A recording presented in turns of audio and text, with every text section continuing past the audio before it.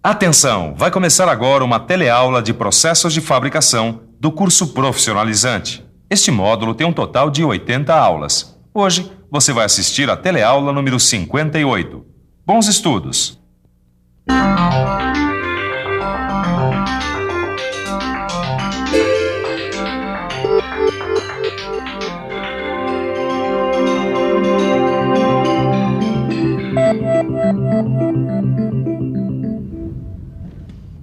Bom dia.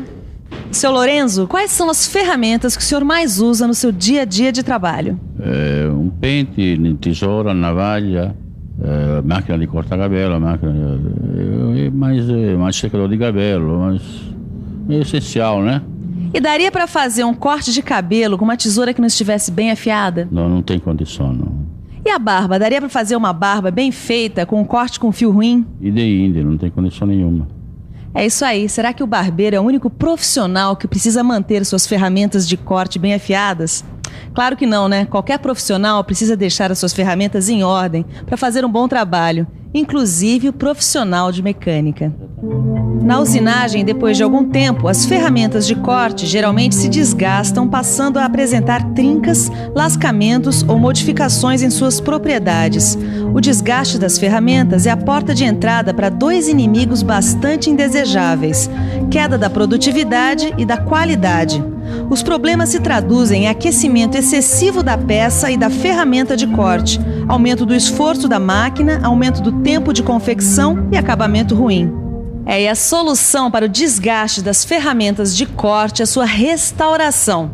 E para elas ficarem em ponto de bala bem restauradas, elas precisam principalmente de afiação. E este é exatamente o tema desta teleaula. Nesta teleaula você vai aprender o que é afiação, vai conhecer seus tipos e quais os procedimentos contidos na operação de afiar. E aí, tá prestando atenção? Então vamos em frente, porque depois dessa teleaula você vai poder fazer barba e cabelo quando o assunto for afiação.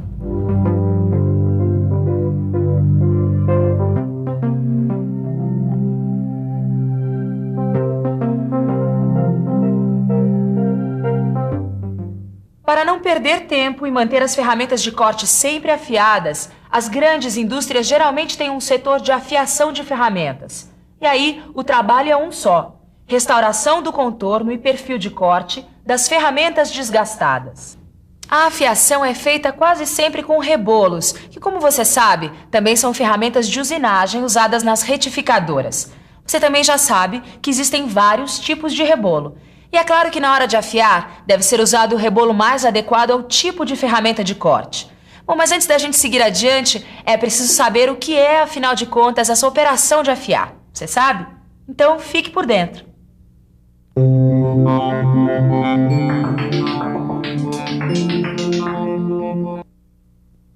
O que é afiação? Muito bem. Afiar é dar forma e perfilar arestas de ferramentas de corte novas que acabaram de ser feitas. E restaurar o perfil e as arestas de ferramentas de corte desgastadas pelo uso.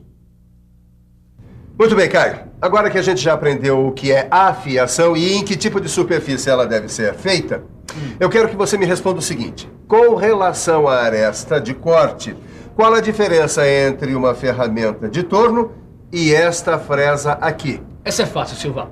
A ferramenta de corte do torno tem apenas uma aresta cortante e a ferramenta da fresa tem várias arestas cortantes. Peraí, Silva. Você está querendo me dizer que as ferramentas de corte se dividem em ferramentas que têm uma aresta de corte e ferramentas que têm várias arestas de corte, é isso? Na mosca. Quando a ferramenta tem apenas uma aresta de corte, ela é monocortante. As ferramentas de torno e de plana são do tipo monocortantes. Já as fresas, as brocas, os escariadores e as serras são do tipo policortantes. Bom, poli quer dizer muitos. Policortantes, então, são ferramentas com muitas arestas de corte. Mas peraí, ô Silva, a teleaula não é sobre afiação? Pois fique o senhor sabendo que a afiação depende disso, Caio. Quer dizer, para saber qual o melhor jeito de afiar uma ferramenta, é preciso considerar se ela é monocortante ou policortante. E a afiação não depende do material de que é feita a ferramenta? Claro. Para escolher o rebolo adequado, é fundamental saber de que tipo de material a ferramenta é feita. Que tal a gente relembrar os materiais mais usados para fabricar uma ferramenta de corte?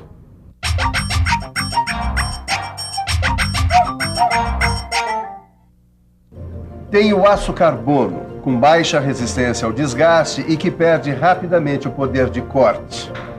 O aço rápido, com boa resistência ao calor e ao desgaste. O metal duro, que é adequado para trabalhos em alta velocidade. E o sinterizado especial, um material de última geração que pode ser dividido em pastilhas cerâmicas e superabrasivos sinterizados. Resumindo, a afiação depende do tipo de ferramenta, se ela é monocortante ou policortante, e do tipo de material com o qual ela é feita. Agora sim, sabendo disso, nós podemos conhecer os tipos de afiação. É isso aí. Acabei de afiar essa ferramenta do torno aqui na esmerilhadora. É isso mesmo que você está pensando. A afiação pode ser feita manualmente. Na verdade, quando a ferramenta é monocortante, a afiação pode ser feita manualmente. Nesse tipo de afiação manual, o resultado depende da habilidade do operador.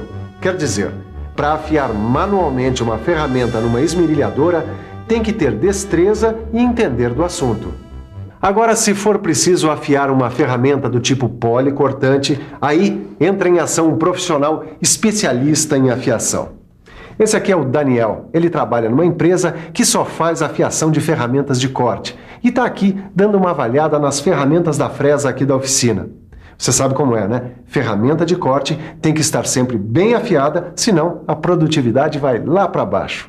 E aí, Daniel, essa fresa aí vai render como antes ou não? Bom, Ananias, quando o assunto é avaliação de fresa desgastada, cada caso é um caso. Mas tá com sorte, viu? Não vai precisar comprar outra, não. Com uma boa afiada, essa fresa aqui vai render muito mais ainda. Bom, além de ser cliente antigo, eu sou do ramo e sei como isso é feito. Mas tem gente que está vendo esse negócio de afiação pela primeira vez e quer saber como isso é feito. Quando a ferramenta é do tipo policortante, como esta fresa, é preciso afiar em máquinas especiais. Máquinas que são chamadas de afiadoras. Elas dispõem de suportes orientáveis que ajudam a posicionar a face da aresta a ser afiada, de maneira que a inclinação em relação à superfície seja a mais justa possível. A ferramenta deve ser movimentada sobre a superfície do rebolo. Isso deve ser feito para não desgastar de forma irregular a superfície do rebolo e também para reduzir a chance de aquecimento da aresta de corte da ferramenta. Essas máquinas afiam todo tipo de fresas, cilíndricas, angulares, com dentes postiços e outras. Para afiar brocas helicoidais, existe uma máquina especial. A broca precisa estar afiada para manter um bom poder de corte do material e também para que suas arestas de corte fiquem simétricas em relação ao eixo da broca. Tem também uma afiadora de ferramentas de corte de metal duro. Mas atenção, Caio. É bom saber que a afiação não é uma coisa isolada. Às vezes são necessários 3 tipos de operação para se afiar uma ferramenta de corte. A saber, desbaste, semi-acabamento e acabamento. E cada uma dessas operações é feita com um rebolo diferente. Olha só, com este rebolo aqui nós podemos desbastar uma ferramenta de corte. E essa ferramenta lascada aqui, também tem que ser desbastada, Silva? Ah, precisa sim. Em geral, as ferramentas de corte passam pelo desbaste antes de serem afiadas. E quando a afiação vai ser feita numa ferramenta que não está lascada, como essa aqui, por exemplo, também tem que desbastar? Não, aí basta a operação de semi-acabamento ou de simples acabamento nas arestas cortantes, com este outro rebolo aqui. Muito bem, já não existem dúvidas. Para manter o rendimento máximo das ferramentas de corte, é preciso afiar. Se você precisa afiar uma ferramenta monocortante simples, como a ferramenta de desbaste do torno, entre em ação a esmerilhadora e a habilidade manual do operador.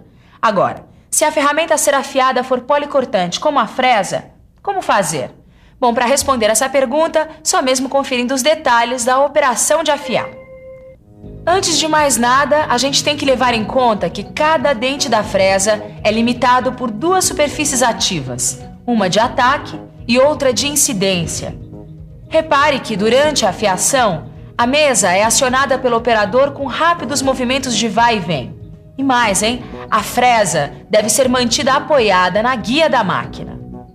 Bom, eu não sou um especialista em afiação, mas pelo que eu sei, o processo de afiação varia de acordo com o tipo de dente da fresa, não é isso? Exatamente, Aranias. Mesmo com todas essas variações, os procedimentos para afiação de fresa são quase sempre os mesmos.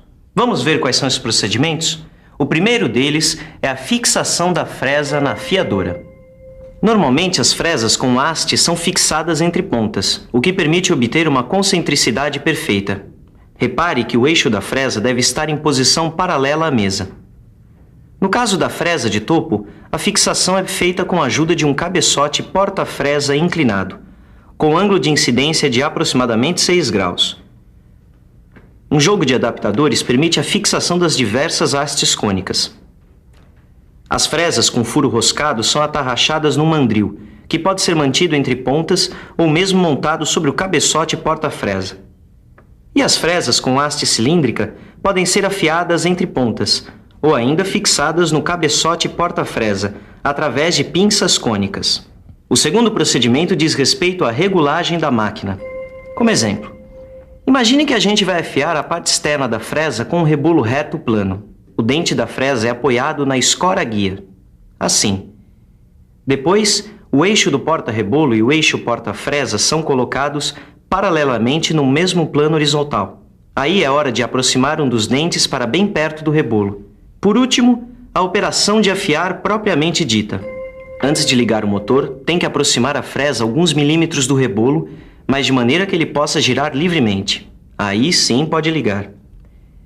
Então o carro deve ser aproximado do rebolo, bem devagarzinho, até que o rebolo e a fresa fiquem em contato. Aí tem que movimentar a mesa assim, num vai e vem bem rápido. E ao mesmo tempo, a fresa deve ser guiada pela outra mão.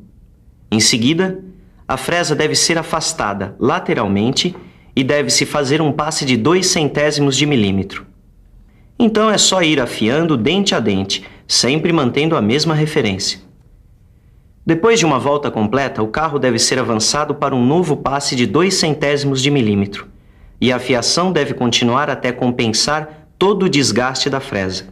Para o acabamento, os passes devem ser de 0,01 de milímetro. Depois da afiação, as rebarbas devem ser retiradas do gume com uma pedra abrasiva. Aí, pronto, Silva. Tá afiadinha, pronta para usinar mais um montão de peças. Que está afiado eu sei, Caio. O que eu quero saber é se você está afiado nesse assunto. Bom, eu acho que sim, né? Mas para garantir, que tal a gente fazer uma boa revisão? E atenção, se liga aí que é hora da revisão. Na teleaula de hoje, você aprendeu o que é afiação e viu que ela depende do tipo de ferramenta, se monocortante ou policortante, e também do tipo de material usado na fabricação da ferramenta. Viu que a afiação pode ser feita manualmente, no caso das ferramentas monocortantes, ou com máquinas afiadoras, no caso das ferramentas policortantes. E também que existem vários tipos de máquinas afiadoras. Por último, você aprendeu que procedimentos deve seguir na hora de afiar uma ferramenta. As ferramentas de corte devem estar sempre bem afiadas para render. E para você render neste assunto, só tem um jeito. Dê uma bela estudada no seu livro de estudos. Assim você vai ficar bem afiado. Até a próxima teleaula e tchau.